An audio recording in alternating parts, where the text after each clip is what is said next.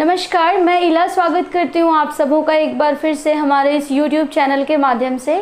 जैसा कि अभी हम लोगों का पॉलिटिकल साइंस का चल रहा है कुछ सीरीज़, तो उसमें आज एक और टॉपिक के साथ मैं आप लोगों के समक्ष हूँ। तो आज हम लोग पढ़ेंगे, जानेंगे अनुसूची के बारे में।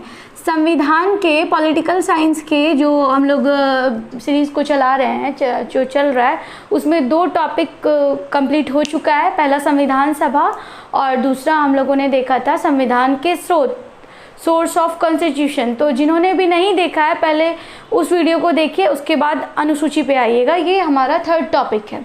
तो आज हम लोग जानेंगे कि संविधान में कितनी अनुसूचियां हैं और किन किन अनुसूचियों में क्या क्या प्रावधान है।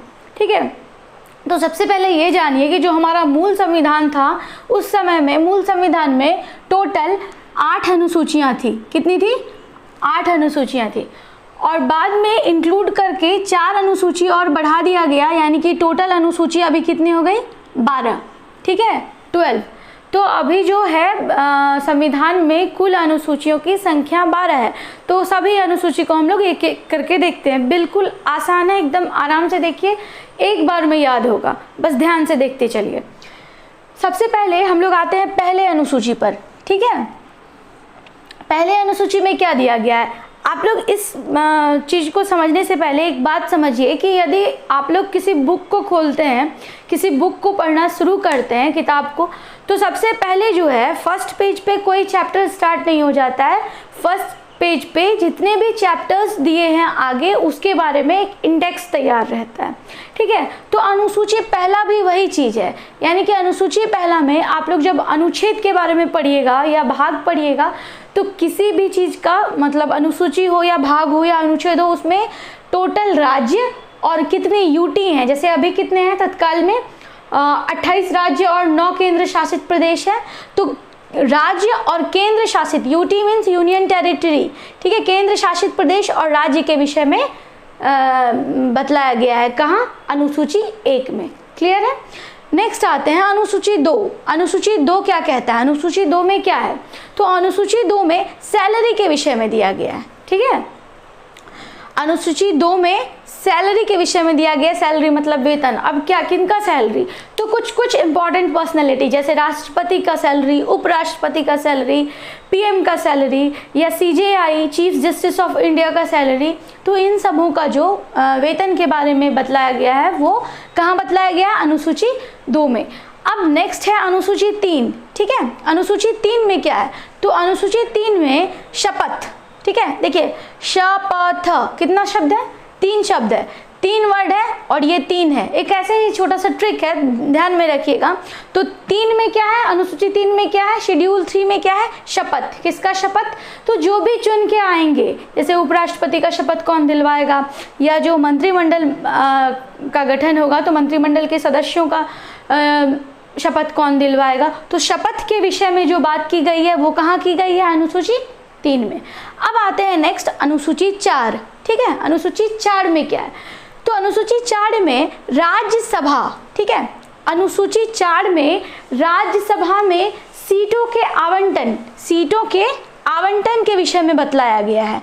ठीक है, यानी कि किस राज्य से कितने लोग जाएंगे राज्यसभा में चुन करके, इसके विषय में किस अनुसूची में बताया गया है? अनुसूची 4 में। क्लियर है? अब आते हैं अनुसूची 5 में। अनुसूची 5 में क्या है? तो सबसे पहले ये जानिए एससी और एसटी। बहुत सारे बच्चे ये भी नहीं जानते कि एससी और एसटी में क्या अंतर है। सबसे पहले ये समझिए आप लोग, शेड्यूल कास्ट एससी मतलब, और एसटी मतलब शेड्यूल ट्राइब। ठीक है, यानी कि अनुसूचित जाति और अनुसूचित जनजाति। अब अनुसूचित जाति क्या होता है? अनुसूचित जाति का ये मतलब है कि जिनको कि पहले के टाइम में एक वर्ड उनके लिए दिया गया था दलित, यानी कि उनको काफ़ी दिनों से दबाया जा रहा था और उनको उठाने के लिए ही रिजर्वेशन टाइप के, आरक्षण टाइप के कुछ मुद्दे आए और उन्हें दिया गया ताकि वो पैरेलल में आ सके। ठीक है, तो इसको कहते हैं अनुसूचित जाति। और उसके बाद अनुसूचित जनजाति जो होते हैं, ये जो अनुसूचित जाति होते हैं ना, ये आम लोगों की तरह ही होते हैं। किसी एक गांव में रहते हैं, इनका रहन सहन भी आम लोगों की तरह ही होता है। एससी का, अनुसूचित जाति का, ठीक है, अनुसूचित जाति का। लेकिन अनुसूचित जनजाति जो होते हैं, यानी कि एसटी, शेड्यूल ट्राइब, इनका क्या होता है ना कि इनका जो रहन सहन होता है ना ये थोड़ा डिफरेंस करता है मेन आम लोगों से, ठीक है। तो ये जो जनजाति लोग हैं ये स्पेशली जंगल में रहते हैं, इनका तौर तरीका भी अलग होता है, थोड़े से ये कटे कटे रहते हैं। तो एससी और एसटी के बारे में जो उनके लिए प्रावधान किया गया है या इस तरीके का कुछ किया गया है, नियम बनाया गया है, वो है अनुसूची 5 के तहत। अब आप लोग 5 और 6 को जोड़ के पढ़ा कीजिएगा, ठीक है। 5 और 6 को जोड़ के पढ़िए। अब 6 में क्या है, तो 6 में यही अनुसूचित जनजाति के बारे में चर्चा की गई है। अनुसूची 6 में अनुसूचित जनजाति के विषय में बतलाया गया है, जिसमें कि 4 राज्य आप लोगों को याद रखना है। AM, ऐसे याद कीजिएगा, AM TM, ठीक है। AM PM तो जानते होंगे आप लोग, जैसे कि कहते हैं कितना बज रहा है, तो दिन में AM और रात में PM, तो P की जगह T डाल दीजिएगा बस। तो AM TM, A for Assam, M for Meghalaya, T for Tripura, M for Mizoram. इसमें याद ये रखिएगा कि मणिपुर नहीं है, ठीक है, मणिपुर नहीं है। तो अनुसूची 6 में शेड्यूल ट्राइब के विषय में 4 राज्यों को प्रधानता दिया गया है। 4 राज्यों के बारे में बतलाया गया है, असम, मेघालय, त्रिपुरा और मिजोरम। क्लियर है यहाँ तक अनुसूची 6 तक। अब आते हैं हम लोग अनुसूची 7 पे। शेड्यूल 7 क्या कहता है? शेड्यूल 7 जो है ये है शक्तियों का विभाजन। क्या है? शक्तियों का विभाजन, यानी कि ये जानिए कि शक्तियों का विभाजन, जैसे कि लास्ट क्लास में जब संविधान के स्रोत के बारे में आप लोगों को बता रहे थे, तभी ये चीज़ के बारे में चर्चा हुई थी कि संघात्मक व्यवस्था किस देश से लिया गया। तो मैंने बताया था कनाडा से लिया गया। और शक्ति के लिए शक्ति का विभाजन जो है वो केंद्र और राज्य को अलग अलग तरीके से दिया गया है, ठीक है। तो 3 संघ सूची, राज्य सूची और समवर्ती सूची, जानिए इस चीज़ को। संघ सूची, राज्य सूची और समवर्ती सूची, ये 3 सूची है। अब संघ सूची पे जो संघ सूची के जो विषय हैं, तीनों के कुछ विषय हैं, तीनों के विषय पर, जैसे कि संघ सूची के विषय पर अधिकार है केंद्र सरकार को कानून बनाने का, राज्य सूची के विषय पर अधिकार है राज्य सरकार को कानून बनाने का, और वहीं समवर्ती पर दोनों को अधिकार है, लेकिन अपने अपने स्तर पर। क्लियर है? तो संघ सूची में जो है, अब देखिए यहाँ आते हैं, ये कुछ डाटा है, इस पे ध्यान दीजिएगा कि संघ सूची में पहले 97 विषय था। एग्जाम में डायरेक्ट 2-3 साल पहले बीपीएससी में ये क्वेश्चन आया हुआ था मैच करने में, तो इस पे ध्यान दीजिएगा। पहले 97 विषय था संघ सूची में, अब बढ़ा के हो गया 100, यानी कि 100 ऐसे मुद्दे हैं जिसपे कि संघ मतलब केंद्र बनाएगा, अपना नियम कानून देगा, जो भी होगा उस विषय पे काम करेगा। राज्य सूची का पहले 66 था, घट के हो गया 61, ठीक है। और समवर्ती सूची का पहले 47 था, बढ़ के हो गया 52। बिल्कुल इस डाटा को रट जाइएगा, आता है एग्जाम में। अब थोड़ा बात करते हैं, जैसे कि एक एग्जाम्पल के तौर पे यदि हम संघ सूची का बात करें, तो संघ सूची पर केंद्र को जो अधिकार है किस चीज़ पर वो कानून बना सकता है, तो जैसे एक बहुत अच्छा सा टॉपिक है जनगणना, ठीक है। जनगणना पे राज्य को अधिकार नहीं है कि वो जनगणना करा ले, जैसे कि बिहार सरकार को नहीं है अधिकार कि वो जब मन चाहेगा कि जनगणना करवा लेगा, इस पे केंद्र का ही अधिकार होगा, वही करेगा। या एक और मुद्दा लेते हैं, जैसे विदेश मामला, ठीक है। विदेश का मामला पे कौन बना सकता है नियम कानून? तो केंद्र सरकार बना सकता है। क्लियर है? अब बात करते हैं राज्य सरकार की। राज्य सरकार का जो जैसे विषय बताया अभी कि 61 है, तो एक उसका ये लेते हैं कि पुलिस, ठीक है। जैसे पुलिस सुनते होंगे ना कि बिहार पुलिस का एग्जाम है, तो बिहार पुलिस यानी कि राज्य गवर्न कर रहा है, ठीक है। तो पुलिस किसका हो गया एग्जाम्पल? राज्य सूची का। अब यदि समवर्ती सूची का एक एग्जाम्पल लें तो शिक्षा, ये शिक्षा किसके अंतर्गत आता है, किस सूची के अंतर्गत? तो समवर्ती सूची के। इसको ऐसे समझ सकते हैं कि जैसे बचपन में आप लोग सुनते होंगे कि सीबीएसई बोर्ड का है या बिहार बोर्ड का है, तो इसका क्या अर्थ हो रहा है? सीबीएसई मतलब सेंट्रल, केंद्र उसको गवर्न कर रहा है। बिहार बोर्ड का है यानी कि बिहार सरकार के अंतर्गत आता है, यानी कि दोनों को अधिकार है, केंद्र भी बना सकता है और राज्य भी बना सकता है। यहाँ तक क्लियर है? तो अनुसूची 7 में क्या है? शक्तियों का विभाजन, केंद्र को अपना अधिकार है, राज्य को अपना अधिकार है। अब आते हैं हम लोग अनुसूची 8 के अंतर्गत। देखिए ये जो 6 है, अनुसूची 1 से 6, ये थोड़ा है मतलब पढ़ने लायक है और पढ़ना जरूरी भी है, लेकिन ये जो अनुसूची 7 से अनुसूची 12 है, ये बिल्कुल एग्जाम में यदि पॉलिटिकल साइंस के क्वेश्चन आपको आएंगे तो कहीं ना कहीं टकराता है इससे क्वेश्चन, इसलिए ध्यान से सुनिएगा। अब अनुसूची 7 के बाद अनुसूची 8 पर आते हैं। तो अनुसूची 8 में मानक भाषा के बारे में दिया गया है। क्या है, जैसे आप लोग सुने होंगे ना कि भाषाई आधार पर पहला राज्य बना है आंध्र प्रदेश। तो सबसे पहले जो है भाषा 14 थे, जब मूल संविधान मतलब टोटल हो गया था, अनुसूची 8 के बारे में बता दिया गया कि मानक भाषाओं के बारे में बताया गया, तो उसमें तभी टोटल कितने भाषा थे, 14 भाषा थे, क्योंकि तभी भाषाई आधार पर राज्य का गठन हो रहा था। तो भाषाई आधार पर ही 14 राज्य बने थे। धीरे धीरे जुड़ते जुड़ते अभी जो है वो 22 भाषा जुड़ा। कैसे जुड़ा, इस पे थोड़ा ध्यान दीजिएगा। पहले एक भाषा जुड़ा, ठीक है, फिर 3 जुड़ा और फिर 4 जुड़ा, ठीक है। पहले एक भाषा जुड़ा, ये जो डाटा है 21, 71 और 92, इस पे ध्यान दीजिएगा।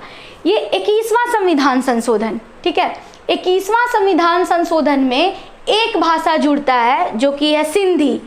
21वां संविधान संशोधन में एक भाषा जुड़ता है जो कि है सिंधी, ठीक। देखिए नेक्स्ट 71वां संविधान, 21, 71, यदि यहाँ 91 होता तो एक मतलब आप लोगों को याद करने के लिए एक ट्रिक मिल जाता, लेकिन यहाँ 92 है। ये 21, 71, 92 जो है ये कॉन्स्टिट्यूशनल अमेंडमेंट है। 21वां संविधान संशोधन, 71वां संविधान संशोधन और 92वां संविधान संशोधन। पहले 14 भाषा था, उसके बाद एक जुड़ता है सिंधी 21वां संविधान संशोधन के अंतर्गत। 71वां संविधान संशोधन में 3 भाषा जुड़ेगा। 3 भाषा जो है ये है मणिपुरी, कोंकणी और नेपाली। मणिपुरी, कोंकणी और नेपाली, ये 3 भाषा जो है वो 71वां संविधान संशोधन से जुड़ता है और मानक भाषा में इसको दर्जा मिल जाता है। उसके बाद लास्टली 4 भाषा और जुड़ेगा, 4 भाषा और जुड़ेगा 92वां संविधान संशोधन। इसमें ईस्वी याद नहीं करना है आप लोगों को कि अब 21वां संविधान संशोधन कब हुआ, इस तरीके का याद नहीं करना है, ज़्यादा हो जाएगा। जो इम्पोर्टेंट है उसको बताया जा रहा है। तो 92वां संविधान संशोधन में 4 भाषा जुड़ता है, मैथिली, संथाली, डोगरी और बोडो। दिखाई तो पड़ रहा होगा ना, हाँ, डोगरी और बोडो, ये 4 भाषा जुड़ता है, ठीक है, 92वां संविधान संशोधन से। तो हो गया, अनुसूची 8 में मानक भाषाएं 14 पहले था, एक जुड़ता है 21वां संविधान संशोधन में, 3 भाषा जुड़ता है 71वां संविधान संशोधन में और 4 भाषा जुड़ता है 92वां संविधान संशोधन में। पहला जो जुड़ता है वो सिंधी जुड़ता है, 3 भाषा जो जुड़ता है वो मणिपुरी, नेपाली और एक कोंकणी, ये 3 जुड़ता है और 4 जो जुड़ता है 92वां संविधान संशोधन से वो है मैथिली, संथाली, डोगरी और बोडो। क्लियर है। अब आते हैं अनुसूची 9 में। अनुसूची 9 क्या कहता है, तो यहाँ पे देखिए क्या है, ये अनुसूची 9 जो है ना, ये क्योंकि अभी हम बताए थे थोड़ी देर पहले आप लोगों को कि पहले 8 था अनुसूची, 4 बाद में जुड़ रहा है, यानी कि यहाँ तक पहले था मूल संविधान में, ये चारों जो है ये बाद में जुड़ रहा है। तो बाद में जोड़ने के लिए संविधान में क्या चाहिए, संशोधन चाहिए, वो संशोधन होगा तब ना जुड़ेगा। तो अनुसूची 9 जो है ये पहला संविधान संशोधन 1951 में, आप लोगों को पता होगा कि संविधान लागू कब हुआ था, 50 में, 1950 में। तो बस 1 साल बाद क्या होता है, पहला संविधान संशोधन होता है और अनुसूची 9 को जोड़ा जाता है। इसमें क्या है, भूमि सुधार अधिनियम। बिल्कुल डेप्थ में नहीं जाना है, इतना ही समझिए। भूमि सुधार अधिनियम किस अनुसूची के अंतर्गत आता है, तो अनुसूची 9 के अंतर्गत। किस संविधान संशोधन के अंतर्गत आता है ये, तो पहला संविधान संशोधन 1951 के तहत। बेड़ूबाड़ी क्षेत्र के बारे में भी इसी में है, लेकिन उतना अभी समझना जरूरी नहीं है, जितना जरूरी है वो बता रहे हैं। उसके बाद अनुसूची 10 में आते हैं। अनुसूची 10 जो है ना, ये 52वां संविधान संशोधन, ये 52वां संविधान संशोधन, यानी कि पहला संविधान संशोधन के बाद 52वां संविधान संशोधन में अनुसूची 10 को जोड़ा गया और ये 1985 में। इसमें दल बदल विरोध अधिनियम के बारे में दिया गया है। इसका ये मतलब है कि 1984 ईस्वी में जब इंदिरा गांधी की हत्या हो जाती है तो उनके बेटे राजीव गांधी बैठते हैं सीट पे, गद्दी पे। तो क्या होता है ना कि तभी एक उथल पुथल सा मच जाता है, यानी कि एक पार्टी का कोई दूसरे पार्टी को ज्वाइन कर रहा है, दूसरा का तीसरा। तो इसको रोकने के लिए ये अधिनियम लाया जाता है, दल बदल विरोध अधिनियम। क्लियर है। और फिर हम आते हैं अब 11वां, फिर 11 और 12 को आप लोग एक साथ जोड़ के पढ़िएगा। 11वां संविधान संशोधन, 11 अनुसूची और 12 अनुसूची जो है ये 73वां और 74वां संविधान संशोधन, ये संविधान संशोधन का सीरीज है, ठीक है, इसको ध्यान दीजिएगा। ये पहला में हुआ, ये 52वां में हुआ, 11 अनुसूची जो है ये 73वां संविधान संशोधन में और 12वां अनुसूची जो है ये 74वां संविधान संशोधन में। तो 11 अनुसूची जो है वो 1993 के में मतलब बना था और इसमें पंचायती राज के विषय में बात की गई है, ठीक है। और 12वां अनुसूची जो है ये 74वां संविधान संशोधन में 1993 में ही ये भी बना था और इसमें नगर निगम के बारे में बात किया गया, क्लियर है। और नगर निगम में जो है इसको 18 विषय का अधिकार है, 18 विषय पर कानून बनाने का, और पंचायती राज को जो है ये 29 विषय पर, यानी कि कहीं ना कहीं इसको अधिक है, इसको कम है। पंचायत को 29 विषय और नगर निगम को कितना, 18 विषय, क्लियर है। 12वां अनुसूची क्लियर होता है, एक बार फिर से रिकॉल कीजिए। देखिए पहले मूल संविधान में 8 अनुसूची था, बाद में 4 जुड़ जाता है, यानी कि 12 अनुसूची की बात की जाती है। पहला अनुसूची का यदि बात करेंगे हम लोग तो सबसे पहला अनुसूची में राज्य और केंद्र शासित प्रदेश के बारे में बात किया गया। दूसरा अनुसूची पे यदि हम लोग जाते हैं तो वेतन भत्ता के बारे में बात किया गया।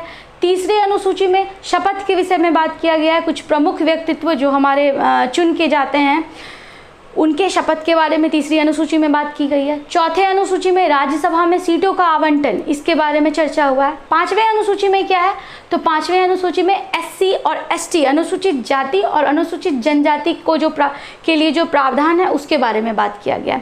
अनुसूची 6 में शेड्यूल ट्राइब यानी कि अनुसूचित जनजाति के बाहुल्य क्षेत्र को थोड़ा सा प्रायोरिटी दिया गया, जिसमें 4 राज्य को आप लोगों को याद करना, AM और TM, असम, त्रिपुरा, मेघालय और एक कौन सा है, मिजोरम, मणिपुर नहीं है, क्लियर है। अब हम लोग जाते हैं अनुसूचित 7 पे, तो इसमें शक्तियों का विभाजन है, यानी कि केंद्र के पास अपनी शक्ति है और राज्य के पास अपनी शक्ति है, और उसके अकॉर्डिंग हम लोगों ने सभी के विषयों पे चर्चा की। अनुसूची 8 में क्या है, तो मानक भाषाओं के बारे में दिया गया, जिसको मैंने क्लियर किया है, एक बार देख लीजिएगा फिर से। अनुसूची 9 में क्या है, तो ये पहला संविधान संशोधन 1951 के तहत इसको जोड़ा गया है, इसमें भूमि सुधार अधिनियम के बारे में बात किया गया। अनुसूची 10 में क्या है, तो ये 52वां संविधान संशोधन 1985 के अंतर्गत बना और इसमें क्या है, दल बदल विरोध अधिनियम के बारे में। अनुसूची 11 में क्या है, तो पंचायती राज, और अनुसूची 12 में क्या है, तो नगर निगम। नगर निगम को 18 विषय पे बनाने का अधिकार है और पंचायती राज को 29 विषय पर है, ठीक है। इस तरीके से 12वां अनुसूची खत्म होता है। इसको एक बार फिर से देखिएगा तो पूरा क्लियर हो जाएगा और याद होगा। अब जो नेक्स्ट वीडियो हम लोगों का आएगा उसमें कुछ ऐसा ही इम्पॉर्टेंट टॉपिक को लेकर के आते हैं, और इसी तरीके से पॉलिटिकल साइंस और हिस्ट्री दोनों का अल्टरनेट शेड्यूल चलता रहेगा। बिल्कुल लाइक कीजिए और कमेंट्स कीजिए, कहाँ समझ नहीं आ रहा है या कुछ अच्छा लग रहा है तो शेयर भी कीजिए और पढ़ते रहिए। Thank you.